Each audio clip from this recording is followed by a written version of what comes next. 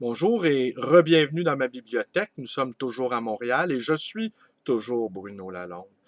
Ce matin, une du Journal de Montréal et 4 jeunes accusés de terrorisme. Je dirai rien sur la profonde stupidité de ces 4 étudiants universitaires. C'est à se demander à quoi ils ont pensé, là. Mais bon, ils auront vraisemblablement un procès. Ce sera à la justice d'en trancher. Mais je ne peux m'empêcher de voir l'utilisation médiatique du Journal de Montréal. Et là, c'est au poète que je m'adresse.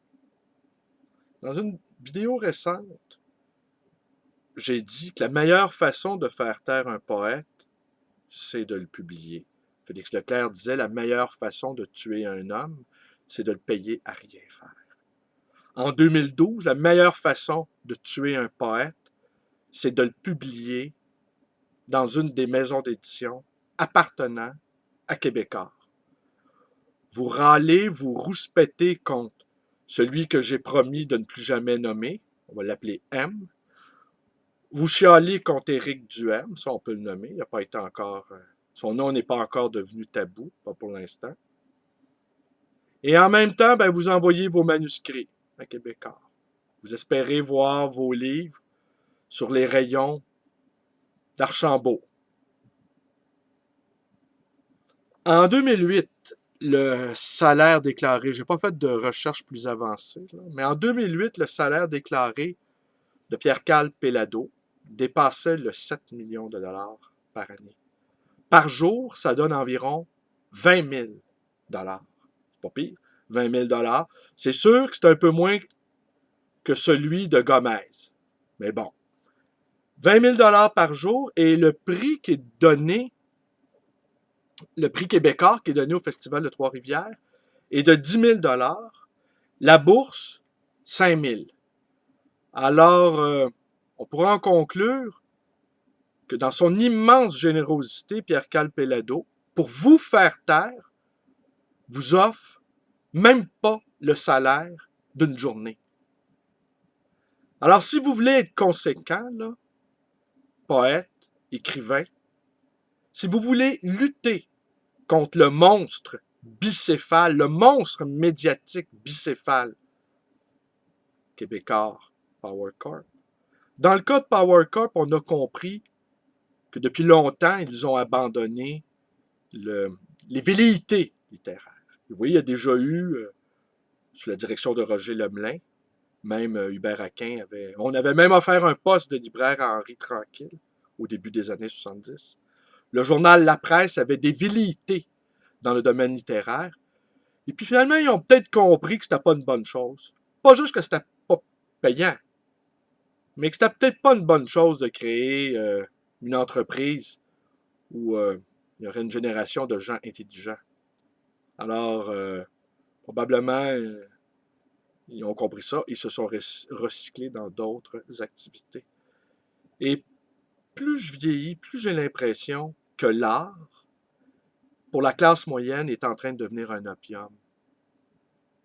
Ouais, une sorte de consolation aux vicissitudes de l'existence et une fuite dans l'imaginaire. C'est bien commode parce que le chantier qui s'ouvre devant nous promet d'être immense.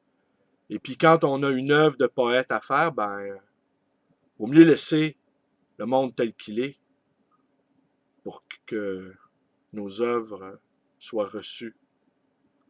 Alors, vous voulez être conséquents, les poètes? Eh bien, n'envoyez plus vos manuscrits aux maisons d'édition appartenant à l'Empire québécois. Ne vous présentez plus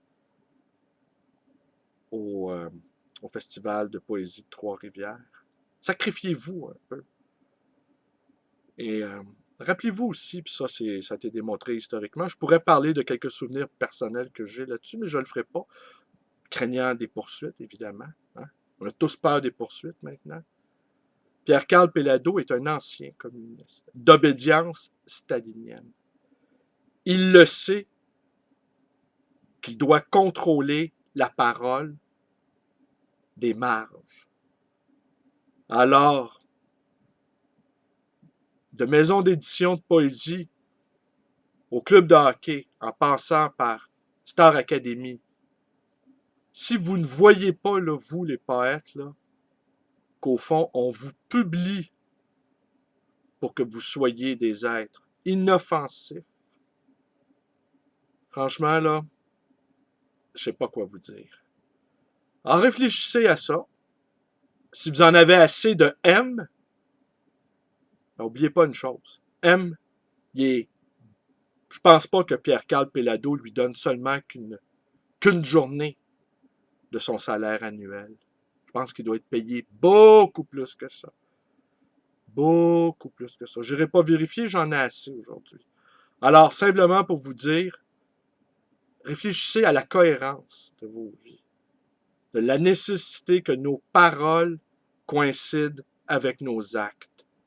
On n'est plus habitués à ça, hein? Nous sommes tous devenus des experts et nous nous réfugions dans notre champ de discipline et nous nous déconnectons de la réalité et de la portée de nos actes.